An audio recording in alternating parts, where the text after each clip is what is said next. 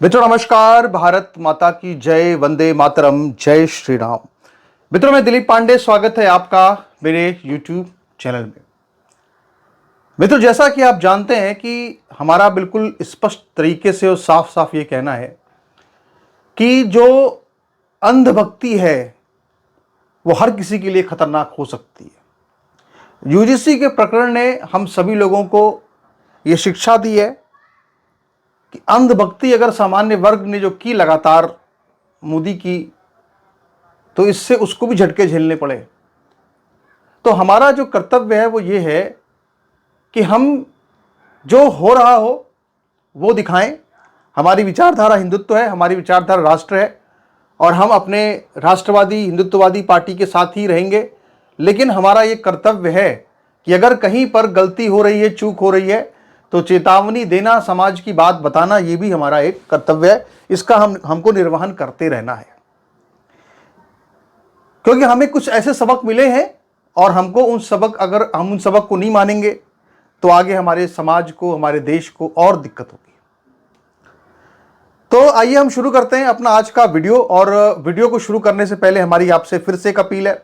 Appeal यह है कि आप हमारे वीडियो को लाइक कीजिए, वीडियो को शेयर कीजिए, चैनल को सब्सक्राइब कीजिए, अपने कमेंट कीजिए। और आपको एक हम बारकोड दे रहे हैं। ये जो बारकोड है ये व्हाट्सएप चैनल का हमारे बारकोड है। आप जब इसको अपने कैमरे पर इसको स्कैन करेंगे तो आपको एक लिंक मिलेगा अपने मोबाइल पे। उस लिंक पर आप जब क्लिक कर देंगे तो आप सीधे एक व्हाट्सएप चैनल पर जाएंगे, जो मेरा चैनल है, उसको आप फॉलो कर लेंगे। तो वहाँ पे आपको राष्ट्रीय, अंतर्राष्ट्रीय और तमाम जितने भी विषय हैं, ज्योतिष, वास्तु, मतलब तरह तरह की जानकारियों के भंडार उस पर हैं। तो आप जाकर वहाँ पे उसको ज्वाइन कर लीजिएगा, फॉलो कर लीजिएगा। मैंने देखा कई लोगों से मैंने अपील की, पर हज़ारों लोग वीडियो देखते हैं पर लोग वहाँ पे गए नहीं।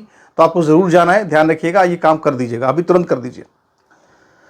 तो इसके बाद आज जो शुरू करेंगे मित्रों, तो आज समाचार काफ़ी ज़्यादा हमारे पास हैं और दिखाने के लिए तस्वीरें भी हैं और बड़ी दिलचस्प तस्वीरें आई हैं जेवर से, वो भी आपको दिखाएंगे, पूरी बात आपको बताएंगे।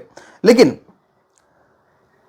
आज अगर हम ज़्यादा भूमिका बनाएंगे तो टाइम वेस्ट होगा, तो सीधे सीधे हम समाचारों पर एक साथ ही आ जाएंगे। और हमारा आज का सबसे बड़ा जो समाचार है वो क्या है? जेवर की रैली। जेवर की रैली, जहां पर बड़ी मेहनत की गई प्रशासन के द्वारा भीड़ इकट्ठा करने की, लेकिन भीड़ थोड़ी बहुत इकट्ठा भी हुई, मतलब पहले के मुकाबले ज़्यादा आई, लेकिन उससे ज़्यादा बेइज्जती हो गई। और वो बेइज्जती क्यों हुई? क्योंकि एक सरकार की गलत नीति यूजीसी, जिसको लेकर के सामान्य वर्ग अभी तक सरकार से नाराज चल रहा है। और जो है जमीन पर वो मुझे दिखाना पड़ेगा, मैं उससे पीछे नहीं हटूंगा। तो सबसे पहले मैं आपको इस रैली की बात करेंगे, लेकिन उससे पहले मैं आपको दिखाना चाहता हूं कि आप जानते हैं मित्रों, बहुत लोगों को पता होगा जो ट्विटर पे होंगे, ट्विटर में स्पेसेस होते हैं और ट्विटर के एक स्पेस पर मुसलमानों ने आपस में एक पंचायत की और उस पंचायत में उन्होंने ब्राह्मणों के खिलाफ उनके नरसंहार को लेकर के जिस तरह की प्लानिंग करी है, उसके बारे में आपको बताना बहुत जरूरी है, मैं समझता हूं। और पूरा ऑडियो आपको दिखाऊंगा। और सबसे शर्मनाक बात यह है, कुछ लड़कियां भी इसमें कूद कूद करके जो है वो ब्राह्मणों का नरसंहार करने के लिए प्रोत्साहित कर रही हैं मुसलमानों को, जिहादियों को। अब पता नहीं वो कौन लड़कियां हैं, किस जाति की लड़कियां हैं, किस वर्ग की, हमें नहीं पता, क्योंकि वो तो उसमें स्पेस में लिख के आता नहीं है। लेकिन आप अपनी टिप्पणी कीजिएगा कि भाई ये कौन हो सकते हैं। बाकी मैं आपको सबसे पहले तो मैं आपको चाहता हूं कि मैं आपको वही ऑडियो सुनाऊं जो कि स्पेस इस वक्त इतना ज़्यादा वायरल पूरे देश के अंदर है, और उसको आप सुनेंगे। उसको सुनने के बाद आपको अगले हम अपने विषय पर बढ़ेंगे, जेवर की रैली पे। आइए सुनते जरा क्या बात कर रहे हैं लोग। के मुंबई जी अटैक्स जी में जी बिल्कुल बिल्कुल। माशाल्लाह उसके बाद माशाल्लाह। अब ये गुलफाम, हम ये ब्राह्मण को भी टारगेट कर सकते हैं। देखो भाई, ब्राह्मणों, हाँ, ये बहुत सबसे ज्यादा जरूरी बात ये तुमने बोल दी। सबसे उम्दा बात। ब्राह्मणों को टारगेट तो सबसे पहले करना है, ब्राह्मणों को टारगेट। जी जी, इसीलिए कुछ क्योंकि कुछ टर्मिनोलॉजीज भी है ना, जैसे कि ब्राह्मणिकल पैट्रियार्की, ब्राह्मणिकल सुप्रीमेसी, ये सब भी बहुत ज्यादा फेमस करना पड़ेगा। देखिए, ब्राह्मणवाद से ही लड़ाई का मुद्दा है, जिसकी वजह से हमारे मुजाहिद भाई उमर खालिद, सैफी और क्या नाम है उसका, उस्मानी, ये हमारे दीन के मुजाहिद हैं। ये हमें काफिरों के साथ डिवाइड एंड रूल करना होगा। जी जी जी। जनाब बहुत से गुलफाम हिंदू जी हाथ कुछ बोल में रहे थे। कड़ा भी पहनते हैं, तो उसका भी हथियार के रूप में इस्तेमाल कर सकते हैं वो हम मोमिनों पे, तो वो भी बंद हो जाना चाहिए। जी बेशक जनाब, एकदम दुरुस्त फरमाया आपने। ना जो ये ब्राह्मण लोग जनेऊ पहनते हैं उसका इस्तेमाल भी वो हमें फांसी के फंदे पे चढ़ाने के लिए कर सकते हैं। बेशक बेशक। समझ रहे हैं? ये सब चल रहा है अंदर खाने, खुल के बैठक हो रही है।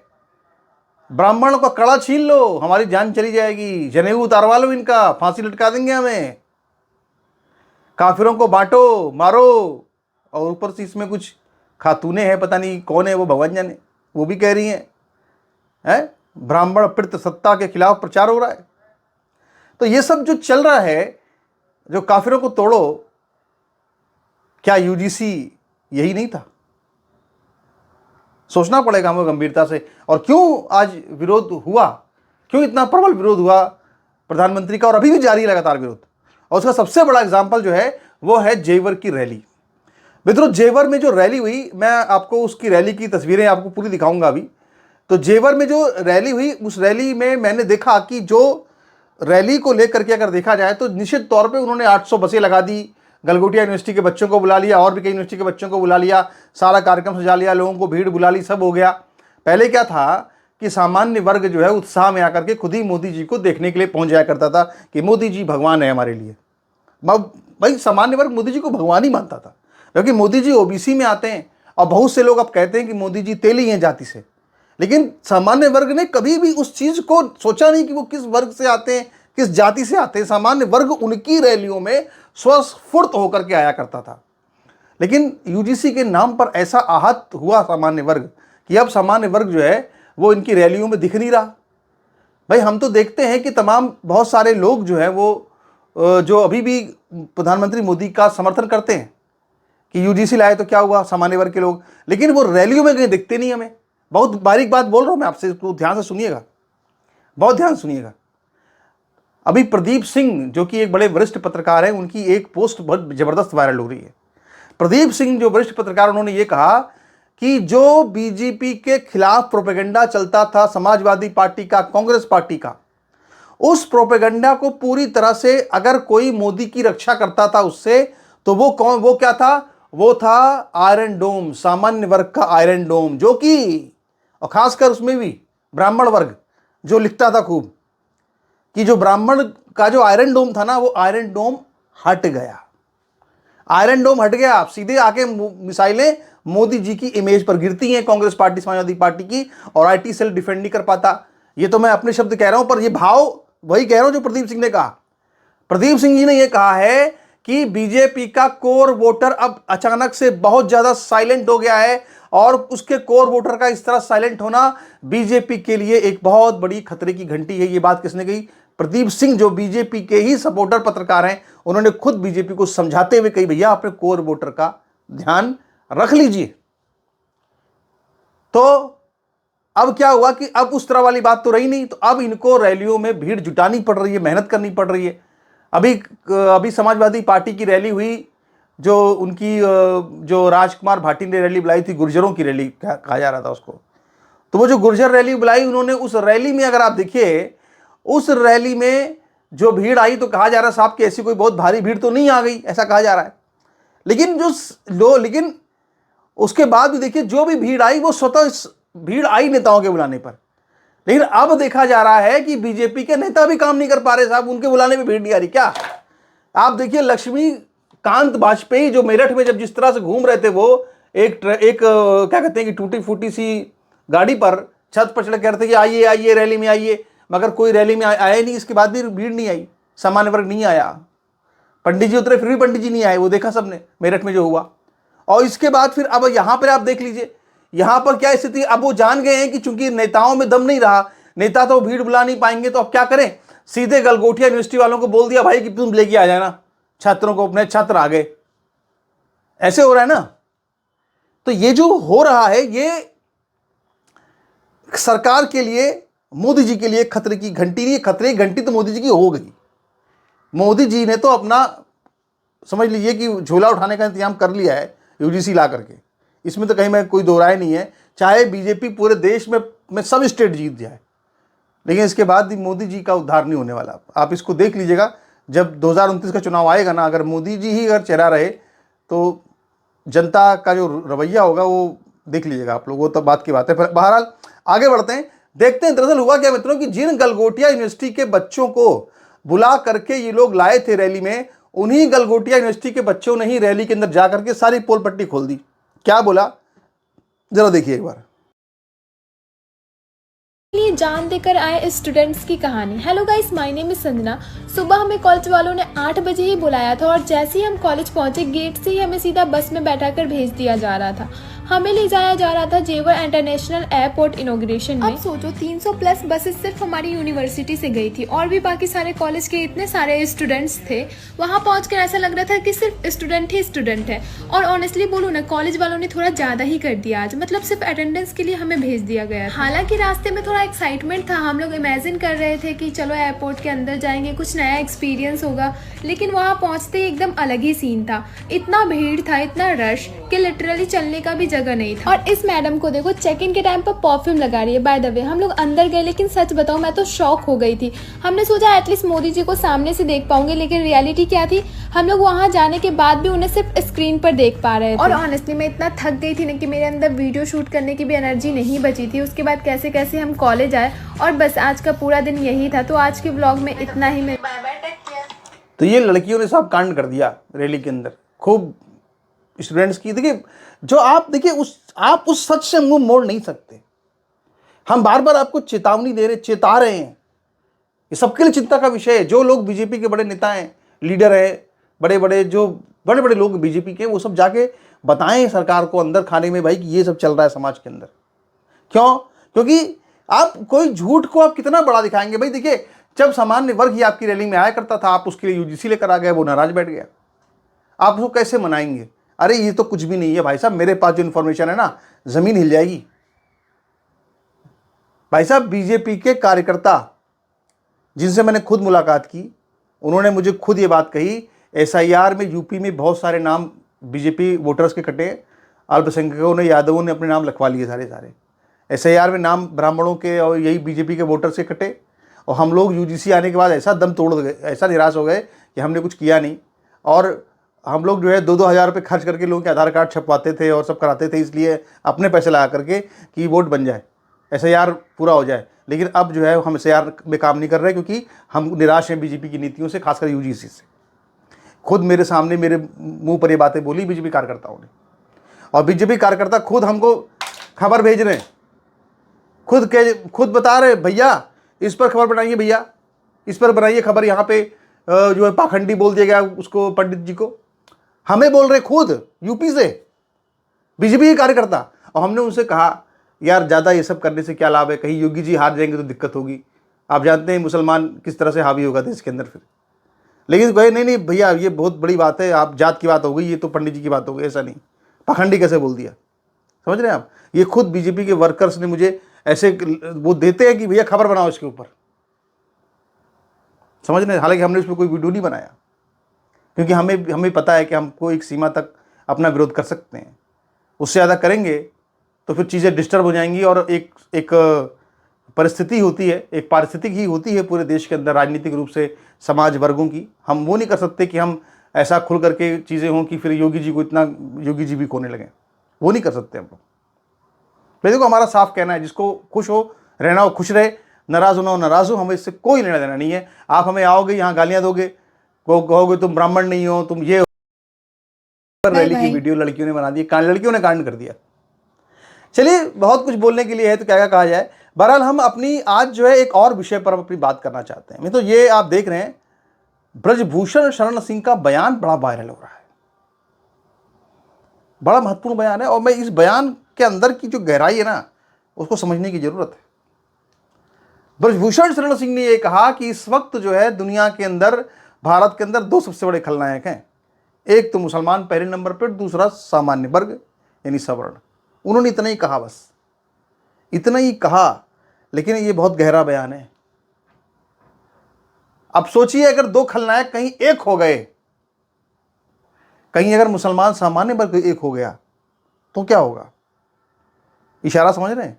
इशारा ये है भैया कि सामान्य वर्ग को भी इतना मत सताओ, इतना मत सताओ, इतना मत सताओ कि वो देश के दुश्मनों जिहादियों के साथ हाथ मिलाने पर मजबूर हो जाए। हालांकि फिर भी मैं कहूंगा ऐसा कभी ना हो, ना हो, कभी ना हो, कभी ना हो, कभी ना हो, कभी ना हो, कभी भी ना हो। जिस दिन ये हो गया उस दिन देश का सत्यानाश हो जाएगा, सब खत्म हो जाएगा, उस दिन तो कुछ बचेगा नहीं फिर। लेकिन जो बात ब्रजभूषण शरण सिंह कह रहे हैं ना, इस बात में बहुत गहराई है, ये उसको हल्के मत लीजिएगा। ये चेतावनी है मेरी सभी लोगों को, चाहे वो किसी भी वर्ग के हों, सबको चेतावनी है। दूसरा, बाबा रामदेव ने एक बयान दिया है। बाबा रामदेव ने साफ साफ कहा है, भैया देखो, हालांकि मैं इसका जिक्र, बाबा रामदेव यादव हैं, वैसे मूल रूप से ओबीसी जाति उनकी होगी, अगर जात की बात करें तो गिरवार धारण कर रखा है, पर वही बताना जरूरी है। तो अब ओबीसी हैं, इसके बाद भी इन्होंने खुल करके विरोध किया यूजीसी का और कहा कि भाई यूजीसी से बीजेपी ने अपनी बद्ध पिटवाई है, खूब बद्ध पिटवाई है, और अब जो है ये ऐसा कानून न लाएं कि जिससे कि दो लोगों में या वर्गों में आपस में मतभेद पैदा हो। तो इनकी भैया प्रशंसा होनी चाहिए, ठीक है। अब जरा हम थोड़ा सा एक और बात करते हैं यहाँ पे, बड़ा महत्वपूर्ण, कि कुछ लोग जो है वो धर्मेंद्र प्रधान शिक्षा मंत्री का एक बयान वायरल करवा रहे हैं, लेकिन वो बयान मैं समझता हूँ उचित नहीं है। क्या क्या कहते हैं जरा देखिए। ये कह रहे हैं अशोक प्रधान, अरे ये धर्मेंद्र प्रधान, कि स्वीकार करता हूं यूजीसी को लेकर चूक हुई है, अभी कोर्ट ने संज्ञान लिया है, जैसी कोर्ट की उसकी रचना बनाएगी सरकार वैसी व्यवस्था को लागू करेगी, ये कहा है। लेकिन लेकिन लेकिन लेकिन नहीं नहीं नहीं, ये बयान नहीं है इनका, ये तो लोगों ने अपने मन से लिख दिया, मनगढ़ंत। ये इनका बयान, इनका बयान क्या है, नेहा दास, उन्होंने इनका पूरा बयान छापा है। सही बयान यही है उनका, वो हिंदू टाइम्स ऑफ इंडिया में छपा भी है। क्या बोला है मैं आप पढ़ देता हूं, मैं पूरा ट्वीट पढ़ रहा हूं। क्या लिखा नेहा दास ने, ये गलत कोट है, धर्मेंद्र प्रधान जी ने ऐसा कुछ नहीं बोला, उन्होंने सिर्फ यह कहा था कि कंट्रोवर्सी अवॉइडेबल थी, मतलब विवाद को टाला जा सकता था। इन्होंने एग्जैक्ट क्या लिखा है, इन विवादों को टाला जा सकता था, खासकर जिस तरह से इन्हें पेश किया गया। यूजीसी मामले पर समाज में चल रही चर्चा अभी सुप्रीम कोर्ट के संज्ञान में है, इसलिए मैं सार्वजनिक रूप से इस पर कोई टिप्पणी नहीं कर सकता, लेकिन मैं नागरिकों को आश्वस्त करना चाहता हूं कि हम किसी भी के खिलाफ उत्पीड़न का समर्थन नहीं करते हैं। समझ रहे हैं, यानी कि बात साफ साफ है कि अभी भी उन्होंने ऐसी कोई बयान नहीं दिया जो अभी उसको वायरल कराया जा रहा है कि कोई गलती हो गई, ऐसा चूक कोई मान रहे हैं, ऐसा नहीं है, वो सब बात सही नहीं है। अब यहां पर जरा एक और चर्चा बड़ी जबरदस्त हो रही है। वो चर्चा किसकी हो रही है, वो चर्चा हो रही है भैया, इनकी चर्चा हो रही है।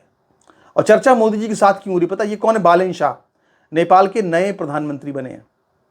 नेपाल का प्रधानमंत्री बनते ही इन्होंने कुछ ऐसे फैसले लिए हैं कि प्रधानमंत्री मोदी जी हमारे देश में ट्रोल हो गए। क्यों, प्रधानमंत्री बनने के फौरन बाद नेपाल के इन बालेन शाह ने क्या कहा, उन्होंने ये साफ साफ कहा कि अब देश के अंदर कोई भी अंग्रेजी नाम नहीं रहेगा, कोई भी विदेशी नाम वाले विदेशी गुलामी के चिन्ह नहीं रहेंगे। हमारे प्रधानमंत्री जी ने पूरा भाषण दिया है, क्या भाषण दिया कि हम मैकाले की सोच को खत्म करेंगे। पर वो सोच खत्म करने के लिए तो आपको क्या करना है, फैसला करो, आप सब नाम बदलो जितने भी अंग्रेजी वाले हैं, पर आपने नाम नहीं बदला, आपने भाषण दिया, आपने स्पीच दी मोदी जी। बालेन शाह ने काम करके दिखाया। वो जो सरकार में दी शपथ लेते ही उन्होंने कह दिया ऑक्सफोर्ड और सेंट जेवियर्स, इस तरह के जितने नाम है सब हटा दो, सब नाम नेपाली भाषा के होंगे, सब बोल दिया और आदेश लागू हो गया, काम शुरू हो गया। अब आप यहाँ पे मैकाले पे भाषण देते रहो 1 घंटे तक, वहां काम करके दिखा दिया बालेन शाह ने। तो मोदी जी आपको ऐसे काम करना चाहिए ना, आप तो क्या कर रहे हैं, आप तो वो बस वो बता रहे हो साहब, कह रहे ऐसे हो गया वैसे। अरे ये भाषण किसको सुनना है, ये भाषण तो हम सब लोग जानते हैं कि वो मैकाले ने क्या किया था।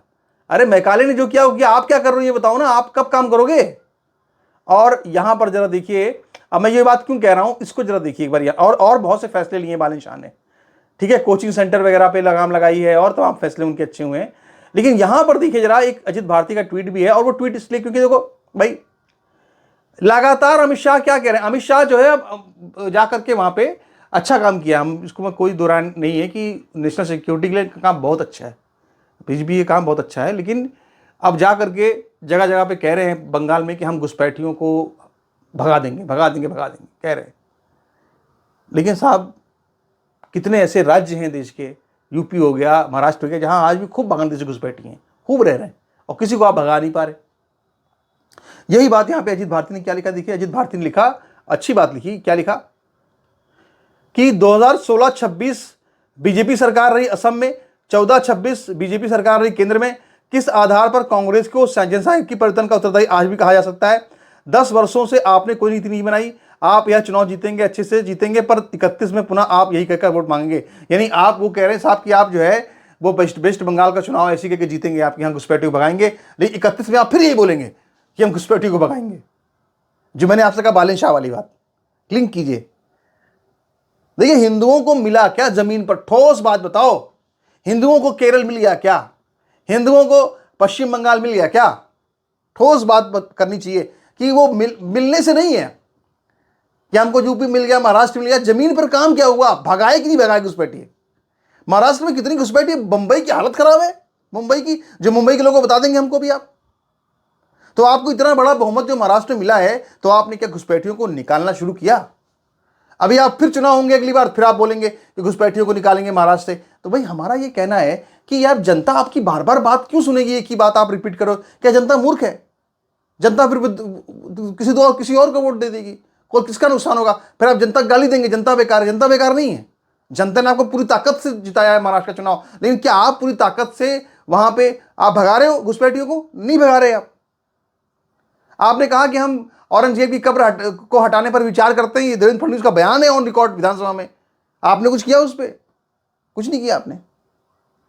तो देखो, ये बातें करने से कुछ नहीं होता भैया। देखो, अगर आप काम नहीं करोगे ना तो जनता फिर आपको चुनेगी नहीं दोबारा से। और फिर आप हमारे ऐसे लोगों को बोलोगे दिलीप पांडे जी ऐसा बोलते थे, अजित भारती ऐसा बोल रहे थे, फलाने शुक्ला जी ऐसा, ये सब ऐसे बोलते थे, इसलिए बीजेपी की हालत हो गई, IT सेल रोएगा इसके बाद। फिर आज नहीं तो कल ये होगा। अगर आप काम नहीं करोगे तो आज नहीं कल तो ये होगा ना यार। और कहते हैं कि साहब लोकतंत्र है, मुद्दे को जी, फिर बात वही है कि फिर डेमोक्रेसी किस काम की है? आप कहते हैं मुद्दा जीवित, मुद्दा खत्म नहीं होना चाहिए, मुद्दा जीवित रहना चाहिए। अरे मुद्दा जीवित रहे, खत्म रहे, बात देश को बचाओ भाई, देश को बचा लो यार।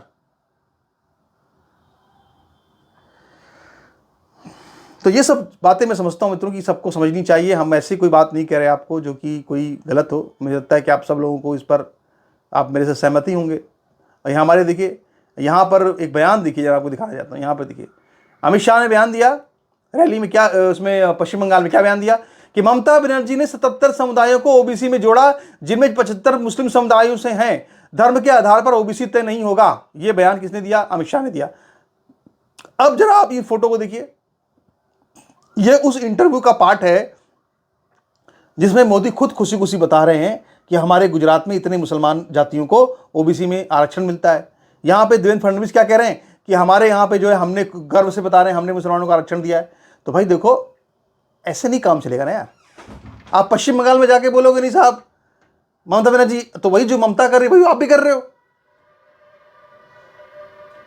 अब देखो, मेरी बात सुन करके आपको लगेगा पांडे जी बीजेपी का विरोध कर रहे हैं। नहीं, हम मुद्दे पर बात कर रहे हैं। मुद्दा क्या है? मुद्दा है घुसपैठ। घुसपैठ पर आपको सिर्फ बात नहीं करनी है, आपको घुसपैठ पर काम करके दिखाना होगा।